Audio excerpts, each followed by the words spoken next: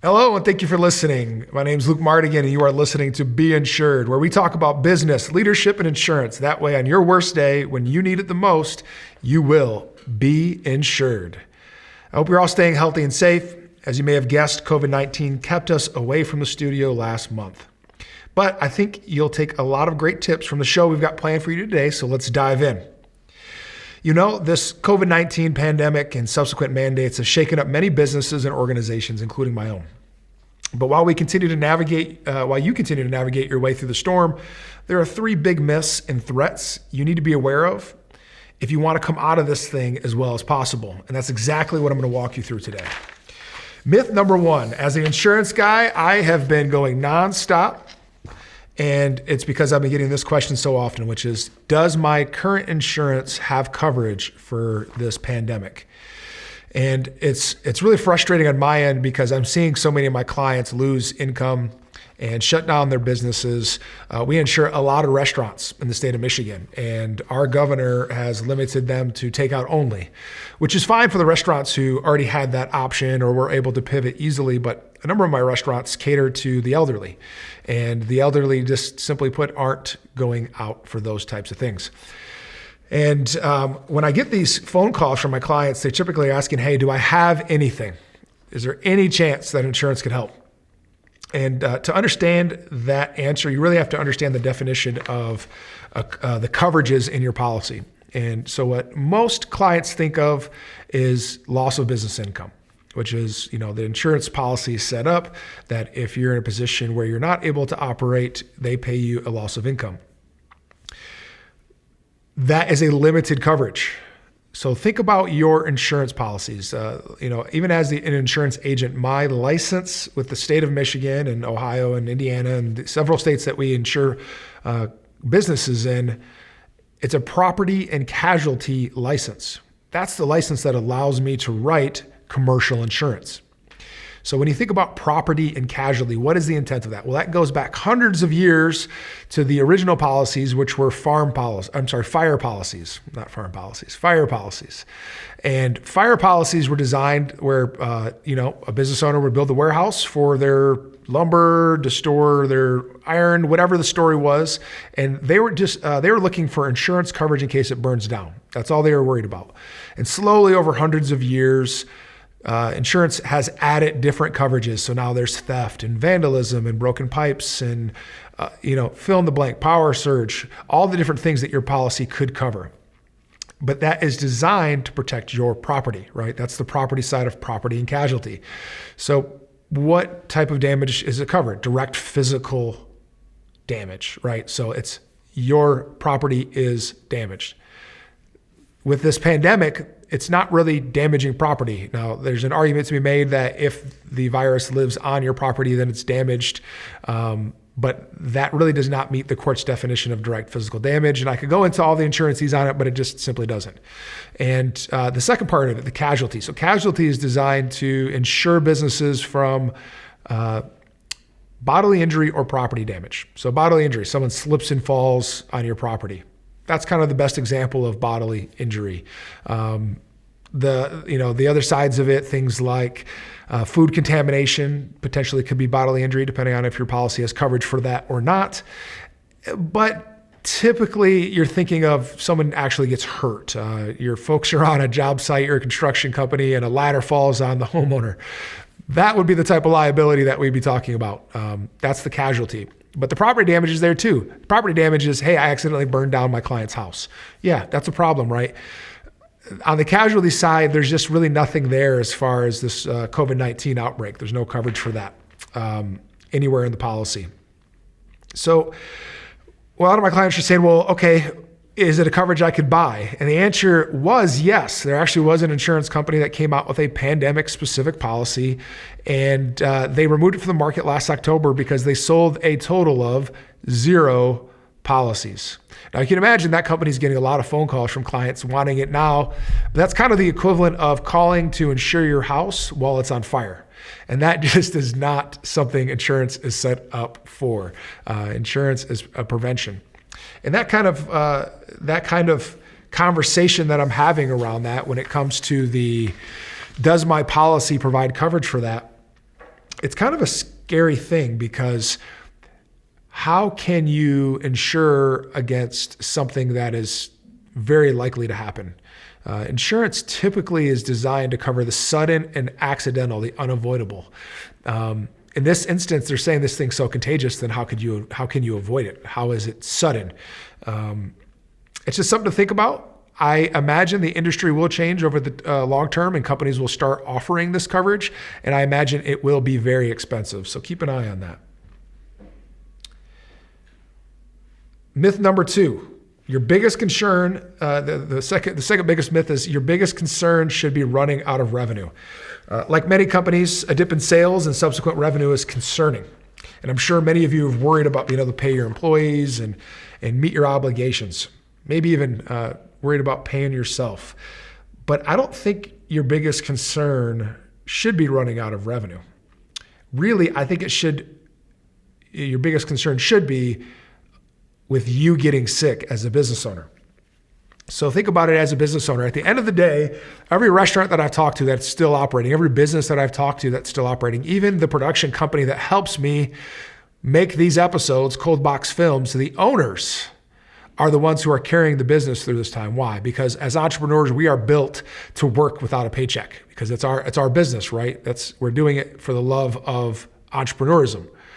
And if you aren't there, I promise you, none of your employees are going to voluntarily work for free. So the concern is that if you aren't able to work and you're not able to carry the business because you are ill, the business may fail as a result. So how do you protect yourself from getting sick? Well, the first thing is you should have some type of emergency fund in place. That's preventative. Too late, right? Either you had it or you didn't have it prior to this beginning. No need to add injury to insult.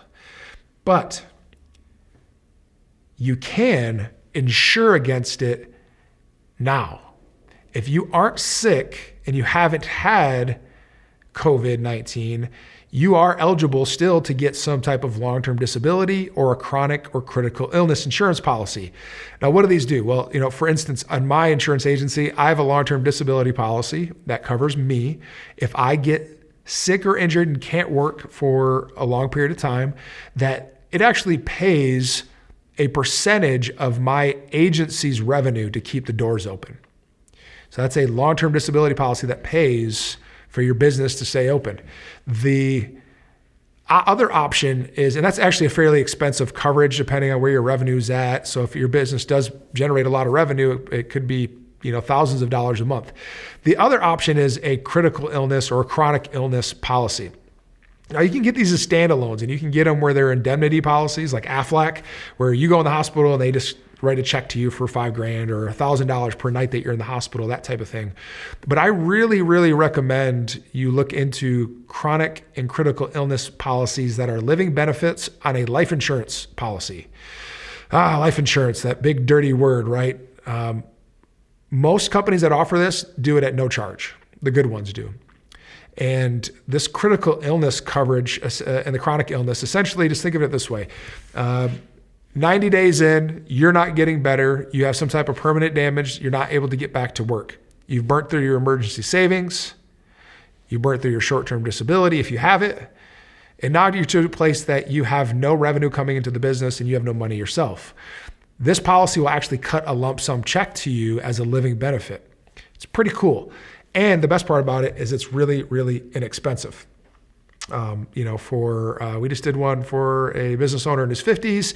It was right around $60 a month. So that's pretty inexpensive, a very good solution to prevent you from getting sick and having your business shut down. All right. So myth number 1, to recap, myth number 1, your current insurance has coverage for this. All right. Well, that's not true, right? Myth number 2, your biggest concern should be running out of revenue. We know that's not it. Really, it's the business owner getting sick. And myth number 3, this is my favorite. I'm hearing it from my insurance agents that I coach on a daily basis. And it's this really, really, really crazy thing where business owners believe no one is spending money right now. So a lot of people are wondering if we're heading toward another recession. And you know what? That could be the case. But unlike 2008's housing crisis, There's still work that needs to be done and money that people still want to spend. In my own personal family, I have family members who have replaced roofs during this time. I have just had a client the other day who has already prepaid on finishing their basement once restrictions lift. It's kind of crazy to think people are actually wanting to spend money right now. Keep in mind, maybe you don't have money, right? I think that's what this comes down to is what is your belief surrounding money during this time? If you believe no one's spending money, it's probably because you're not spending money. And maybe it's a smart move to not spend money. That's your call. I don't know your business. I don't know where you're at. But for so many Americans today, we've just come out of 4 of the most prosperous years in the history of our company. Many of our citizens, many of our clients are sitting on more cash than they've ever had. And they're bored at home. If you notice, every major retailer out there, if you subscribe to their emails, they're having 50%, 60% off sales. Why? Because they know people are at home waiting to spend money. Now, their profit margins may be a little tighter, but they're still making money on that. The opportunity is not dried up to make money in this economy, which means you shouldn't let the fear of someone not wanting to spend money keep you from offering them solutions to their problems. Remember, society, most citizens are looking for cures. They aren't looking for prevention. During all this craziness, if you offer some level of stability, or even if it's just in your service over their current provider, then they're going to be more willing to look at you than stay with who they're with. If you are in a position where you're able to extend some type of payment plan or process, such as, the way that we're handling insurance is they sign up and for 60 days, they don't have a payment. That's a solution. That's a cure to their problem that they don't have cash flow right now, but they probably will in 60 days. This belief, no one is spending money right now. If no one is spending money, then why is it so important to get these paycheck protection plans in place? It's because people are spending money and we need those employees to continue to make money in order to spend it. I'm trying to think of a really good story in the past few weeks that this played out with. Yes. So we had a client who recently bought a lake home. And when he originally got his insurance with us, he did not make it clear that he bought the lake home. That it was a lake home. We just thought it was a regular home. Well, when we went out to underwrite it, we found out that it was sitting on a lake. So we rewrote the policy as a lake estate that was more expensive. So our lake estate specific policy for this lake estate home. And you would think he'd say, oh no, this pandemic, everything's shut down. I don't want to spend any more money. But what he said was, yeah, I have a lake home. I need the coverages that your lake policy provides. And so, yes, it was a little more money, but we provided a cure to his problem, which is the risks that come along with owning a lake home, right? You could hit somebody with your boat. Somebody could slip off your dock. Fill in the blank of all the things that could happen. In addition to that, think about the financial services world. Right now, financial advisors are doing great, not because the stock market's up, but because if they're providing some type of stability, people are flocking to them. People are buying life insurance products to invest more than ever right now because they don't like the risk that comes with the dip that they've experienced this year or the dip that occurred in 2008 and 2009. They want some downside protection from the market. Now you'd go, oh, well, why would people spend money now? The market's down, they should buy stocks. There's a million different things, but the bottom line is people are actually spending money. They're putting $10,000, $20,000, $30,000 a month away into life insurance products while the economy's bad. Why would they do that? Because there's a cure to their problem, which is market risk in this craziness. They already have enough risk going on. They don't want more risks. This is also your time to innovate. If you can adapt and chase new opportunities, think about it like this: money now versus money later. If you're able to adapt, like so many clothing companies have, to produce face masks, you're solving a problem. You're curing the consumer's problem. They're going to spend money with you. So will the economy bounce back faster than people believe it will? We don't know. But if you avoid believing the three biggest myths around this COVID-19 outbreak, that your current insurance has coverage for this, it doesn't. That your biggest concern should be running out of revenue, nope. You should be worried about getting sick and you not being able to carry the business. And number three, no one is spending money right now. They absolutely are spending money. And if you don't believe that, then you're not selling to the right people or you're not providing the right cure. So thanks for listening to today's show. I hope it gave you some helpful tips to help navigate your business during the season. And be sure to connect with us on Facebook and Instagram at the Mardigian Agency. I hope everyone stays safe throughout this pandemic and outbreak. And I pray that all your businesses make it out the other side stronger and better than ever. Thanks, and we'll see you next time on Be Insured.